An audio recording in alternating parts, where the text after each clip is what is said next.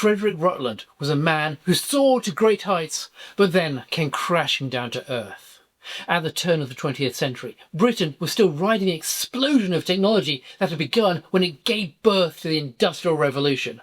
Rutland loved all of it, and at the cutting edge of technology was the Royal Navy.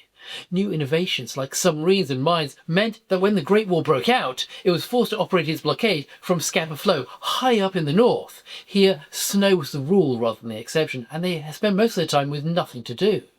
It came as a great relief when the enemy wireless signals were intercepted on the 30th of May, which made it clear that the German High Seas Fleet was about to put to sea.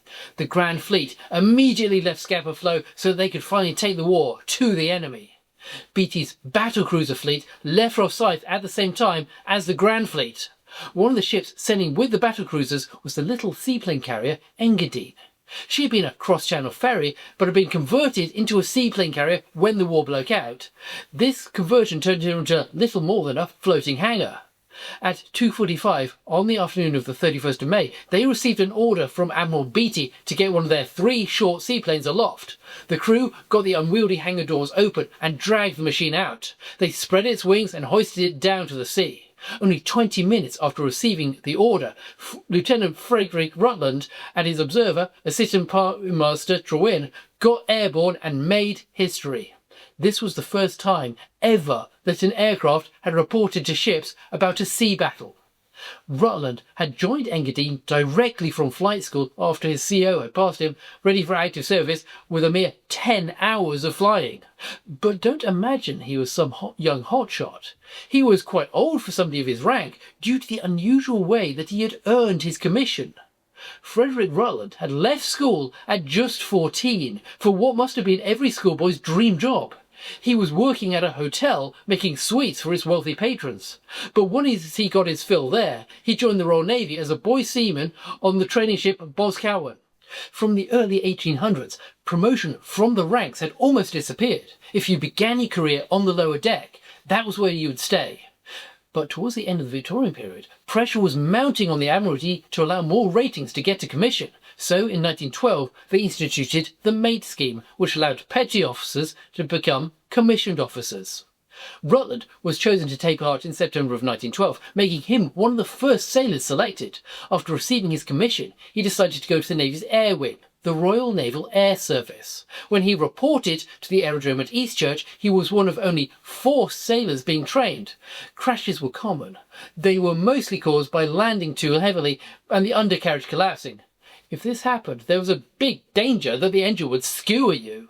Of the 3 pilots that started with Rutland, only one other got his wings. Rutland left with certificate number 1085. This meant that at that moment there were only 1085 other people on the planet who had received an international pilot certificate.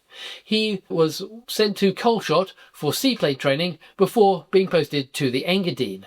At the Battle of Jutland, the low cloud base forced them to fly at a mere 900 feet. They'd been up for only 10 minutes before they sighted the enemy. Trewin tried to get a signal back to their ship. Today, no aircraft will leave ground without a radio, but that was not the case during the First World War, as it was early days for both technologies. Marconi had only demonstrated the practicality of his invention in 1896. Barely 3 months later, observers from the Post Office, the British Army and the Royal Navy gathered on Salisbury Plain to see for themselves this revolutionary means of communication. The Admiralty immediately recognised the implications. For the first time, it would provide them with real-time ship-to-ship communication beyond the horizon. In 1903, they licensed Marconi's invention, and by 1904, half the fleet had wireless installed. By 1908, all the battlecruisers entering service were fitted with high-powered wireless sets as standard. By 1913, they started experimenting with wireless on aircraft, when Lieutenant Raymond Fitzmaurice sent a signal from his aeroplane over the English Channel to HMS Ooze some 45 miles away. Rutland had more experience with radio than most pilots. He would remain a radio enthusiast for the rest of his life. 2 years earlier, the Navy had been having a lot of problems with the radios shorting out, so he set up a workshop where he could experiment when he was off watch, to see if he could find the source of the problem. He figured out that water was getting into the power supply. He fixed the radio on his own aircraft, then he wrote up what he'd done and sent it off to the Admiralty. he received an official commendation for his work.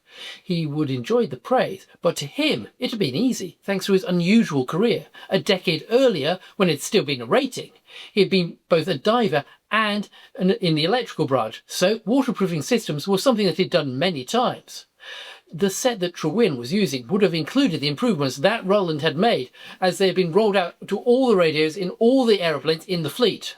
Of the 4 messages that he sent back, 3 were received by Engadine. They tried to pass them on to Evan Thomas by searchlight, but none were ever received. Rutland circled around the German fleet under heavy fire. Their aircraft was hit 7 times, and the petrol line leading to the carburettor broke. Rutland coaxed his wounded aircraft down. Admiral Beatty had been warned that this was not a good day for flying, because while they could get off, landing would be a problem. The poor visibility made it impossible to see where the mist ended and the sea began. Luckily for both of them, the part of flying that Rutland excelled at was landing. Rutland was balancing on one of the floats, trying to fix the fuel line as the battle cruisers roared past. They watched as the steel leviathans hurled themselves against each other in the greatest clash of battleships that the world would ever see. Shells tore through steel plating as if it was paper, throwing razor-sharp splinters in all directions. HMS Warrior was hit 15 times during the battle. One of them hit the aft first aid station. That one shell alone killed 40 people. By the time that little Engadine found her limping away from the battle that evening, she was in a bad way. The little seaplane carrier took the armoured cruiser in tow, but on board they were fighting a losing battle against the sea. Her stern kept sinking lower. As the weather worsened, it became obvious that she wouldn't make port. They signalled that they were going to abandon ship. Engadine came alongside to take the surviving crew off. Some couldn't walk and had to be taken in stretchers. During the transfer, one of them dropped between the 2 ships, which were grinding against each other so hard that they were ripping chunks out of Engadine's steel hull. The captain of HMS Warrior forbid anybody from trying to rescue the wounded man. He was sure that it would be certain death for both of them. But Lieutenant Rutland jumped in anyway. He worked his way back between the 2 ships until he could secure a rope around them both. Then he ordered the sailors on deck to haul them back up. The sailor that Rutland tried to save was buried at sea the next day. Rutland was awarded the Distinguished Service Cross for his flying, but his attempt to rescue that sailor earned him a far higher honour, the Albert Medal. The Albert Medal had been instituted by royal warrant in 1866 in memory of Queen Victoria's beloved husband. It was awarded to people for saving lives at sea. It came in 3 versions: bronze, silver and gold. The gold medal was only went to people who had performed most extreme and heroic acts. Just saying that this medal is rare doesn't do it justice. The Victoria Cross is rare. It is the highest declaration of bravery that Britain can award. There were only 4 Victoria Crosses awarded at the Battle of Jutland. There had only been 4 Albert Gold Medals awarded to men of the Royal Navy since it had been created half a century before, and Rutland was the only man alive entitled to wear it. A year after the Battle of Jutland, Rutland was back in the air and following roughly the same course that she had taken towards Horn's Reef. He had been transferred to another converted ferry, HMS Manxman, and had been given the improvised flight deck. She was being used for experience in flying aircraft off ships. Seaplanes could only take off from the sea when it was not too rough. Flying off a ship would allow them to take off in any weather. He reached Horn's Reef, flying at 800 feet. The sea raged below him, and his windscreen was being flooded with successive squalls. Suddenly he felt cold against his face. He thought it must be a petrol leak, like the one that had brought him down at Jutland. It wasn't. If anything, it was worse. The engine vibration had broken its compass, rendering it useless. He tried to get back to the Manxman flying by dead reckoning. He spent 15 minutes searching for his ship, and all the time its fuel level was dropping. He realised his only hope was to try and get to neutral Denmark. He almost made it. His engine spluttered, and he started to drop. He hit the water about 2 miles from the shore. His aircraft sank almost immediately. Luckily for him, the noise had attracted the interest of local fishermen. They rowed over beside him and dragged him onto their boat. Rutland's dramatic arrival made headlines in the Copenhagen newspapers. The German embassy made an official protest and demanded that a formal inquiry be held before he was allowed to leave the country. This kicked the British embassy into action, and within 12 hours of reaching Copenhagen, he was spirited across to Helensborg in Sweden, equipped with a diplomatic passport and the Foreign Office bag. Having arrived in Sweden legally, there was nothing the Germans could do about it. He then got on a train to Oslo in Norway. He spent the next 3 weeks in the Norwegian capital. He dined with King Haakon, and Queen Maud assumed that the King of England must be amongst the personal friends of this former boy seaman. But one thing that Rutland excelled at, even more than flying, was making friends. He often dined out with Norwegian airmen, and after dinner they would march through arm in arm down the street singing English war songs. He returned to England, where he was presented with a bar to his Distinguished Service Cross and promoted to Squadron Commander, jumping ahead of a whole list of flight commanders. He was then sent back to continue on his experiments with flying aircraft from ships. Rutland had an idea that it would be possible to fly off the Navy's battleships. His plan was to lay planks along the ship's guns. He would then fly his aircraft off them, using the ship's own speed to reduce his need of a runway. You might have already seen photos of this. If you have seen these photos and you thought it looked crazy, you're not alone. He had less than 20 feet to get airborne before he fell off the guns and was smashed to pieces by thousands of tons of warship bearing down on him. For the second time, Rutland made history. Having shown that it was possible, other officers started to give him ideas on how it could be improved. One suggested they could rotate the guns to let him fly off in a crosswind.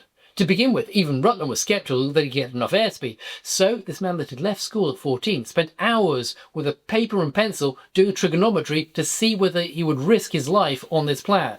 He tried various ship speeds and wind speeds and aeroplane speeds, but the answer was always the same. So he went up to the Admiral's cabin. "I'm sorry, sir," he said. "Gawain was right and I was wrong."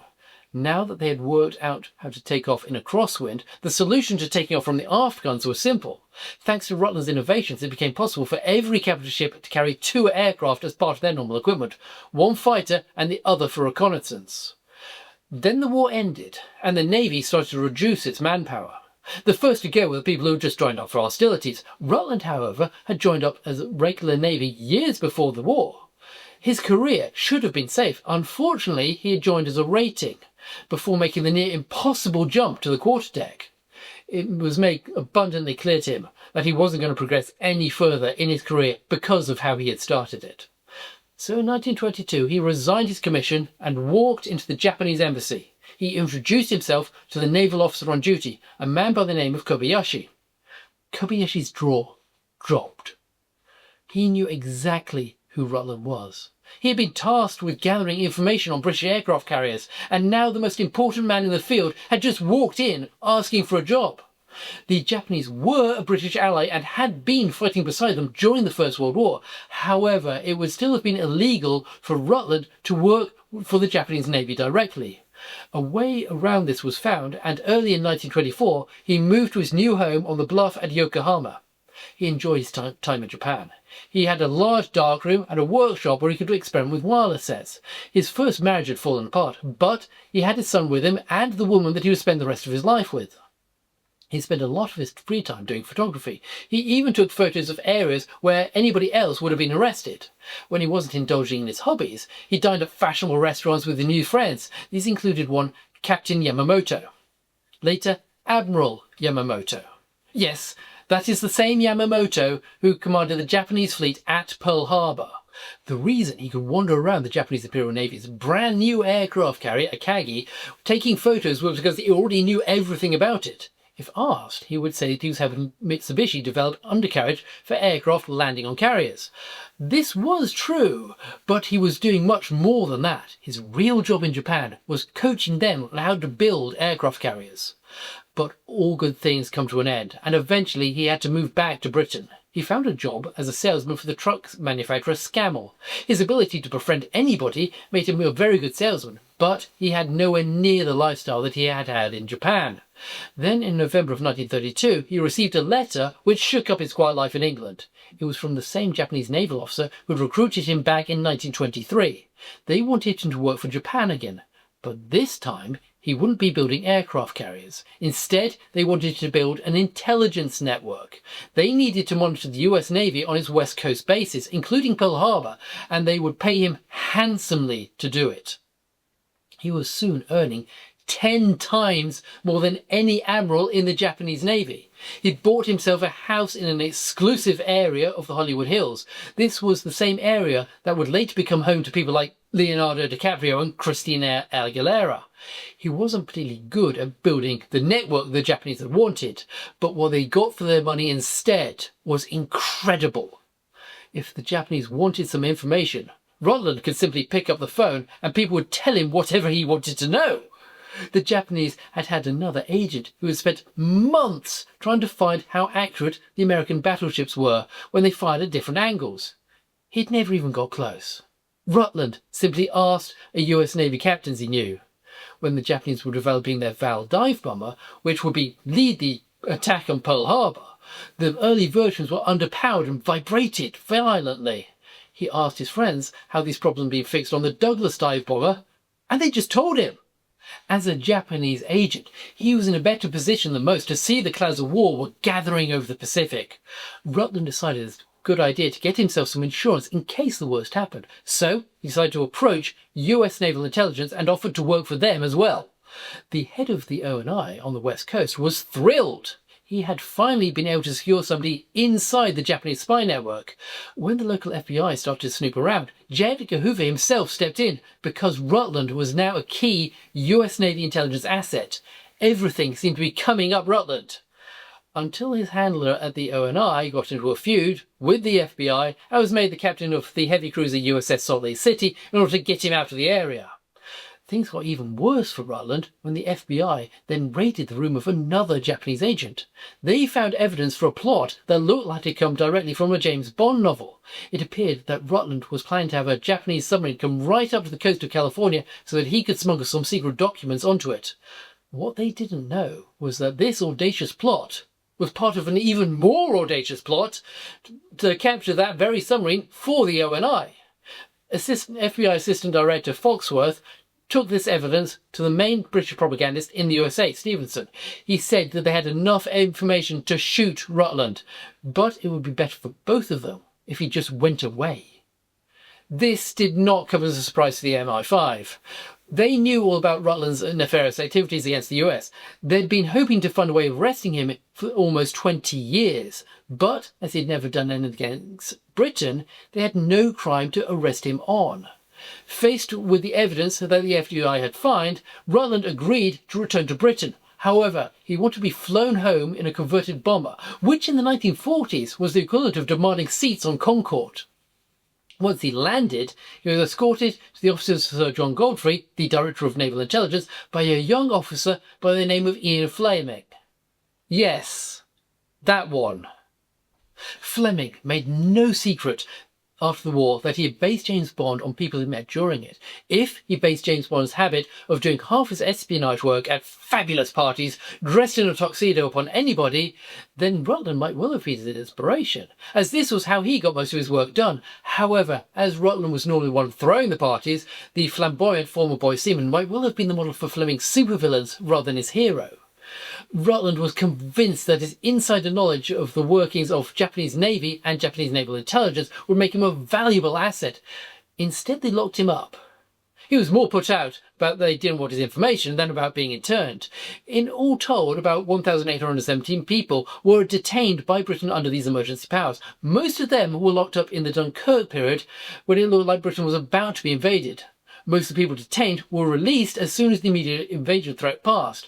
Rutland was not one of these, but he still had some friends. Admiral Sir Roger Keyes knew Rutland as a war hero from the Battle of Jutland. His second champion was Commander R.T. Bower. He was an MP for Cleveland and another veteran of Jutland. Between Bower and Keyes, they forced a debate in Parliament where the Admiral stood up and gave an angry speech. He reminded everybody that the only man in Britain that could wear the Gold Albert Medal was currently sitting in prison without charge. He would not stop campaigning and even asked Winston Churchill. The Prime Minister simply replied, "Leave it alone, Roger. There were good reasons." Rutland was transferred to the Isle of Man on June 10th, 1942, to keep him away from Keys. By the mid-1943, more than half the other prisoners had been freed, but Rutland remained locked up. They released Nazi sympathisers ahead of him. Even the leader of the British Union of Fascists, Oswald Mosley, had been released before he was allowed to go on December 20th, 1943. Rutland had soared to heights that he could never have imagined when he left school at 14. He had become not just an officer and a gentleman, but a highly decorated war hero. He had then lived the movie star lifestyle on pay that was 10 times that of an admiral. But, like Icarus, he had flown too high, and now he came crashing down to earth. He could not live an ordinary life. He had always controlled his destiny, and he refused to become a burden on his family. He sent a note to his son, and then removed that potential burden with the fumes of his gas stove. He died on January the 28th, 1949, aged 62. Next week, I'm going to go a little further back in time from the Great War to the shortest war in history. If you liked this video, then please let the algorithm know by liking the video. If not, then thank you for listening this long.